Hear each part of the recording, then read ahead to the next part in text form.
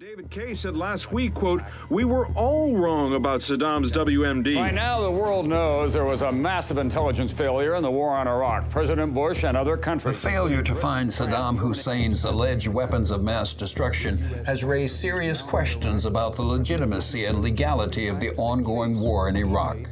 But as both American and Iraqi casualties escalate, and as the conflict becomes more chaotic and deadly by the day, debate within the United States continues to focus narrowly on whether American intelligence agencies provided accurate enough information to justify going to war.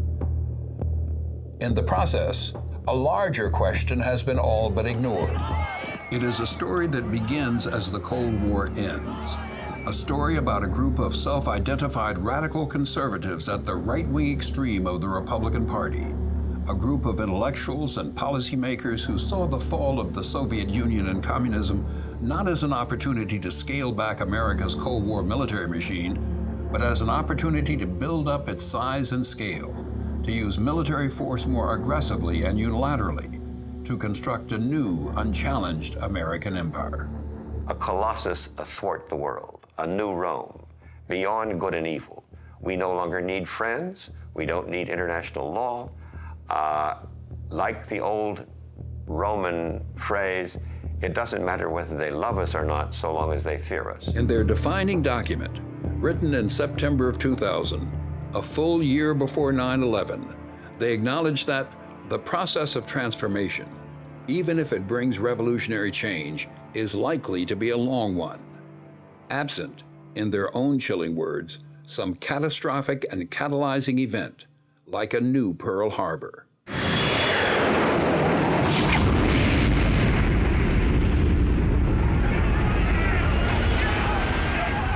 Fear, anger, rage, vengeance. I think all of us, if we're human, had that reaction.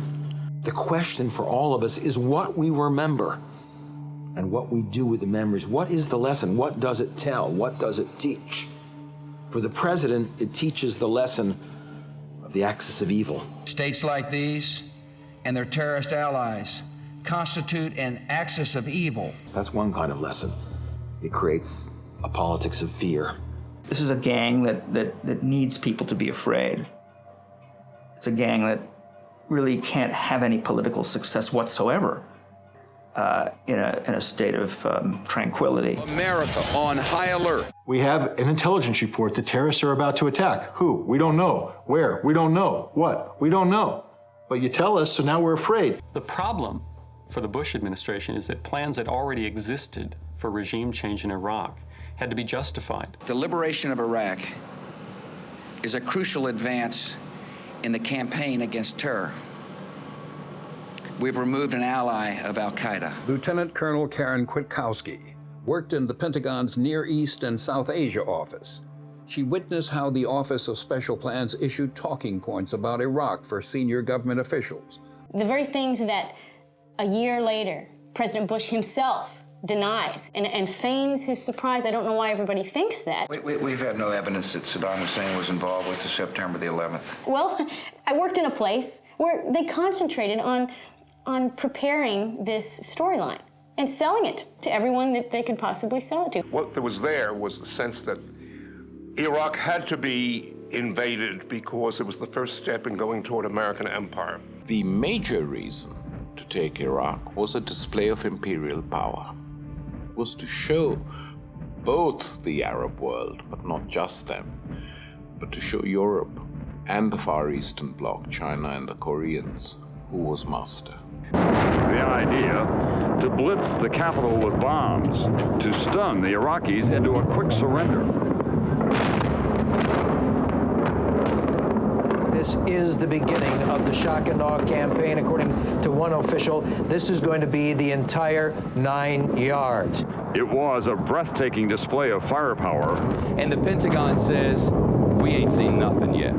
I understand that they want the American public to believe that the invasion of Iraq was the response to September 11th. I think it is a lie. These guys should be brought up in charges. There should be an investigation about whether these guys should be allowed to serve our country anymore. Because to me, it's criminal to say we're going to send our troops to war based on falsified intelligence, based on puffed up, exaggerated details. My problem is, I've been to Washington, D.C. and stood in the middle of the night out in the Jefferson Memorial and read the inscriptions of Jefferson's quotes that are hammered into the marble. And you look up inside the rotunda, the favored quote at the highest point of the building. You have to turn around backwards to read it. He says, "On the altar of God, I pledge undying hostility to any government restriction on the free minds of the people." We were the first nation state to establish the principle that sovereignty, ultimate political power, resides in the people. That's a fundamentally radical concept, and these guys don't like the implications of it for their maintenance of minority wealth and power, and they're out to destroy that. But they will fail. I guarantee you they will fail.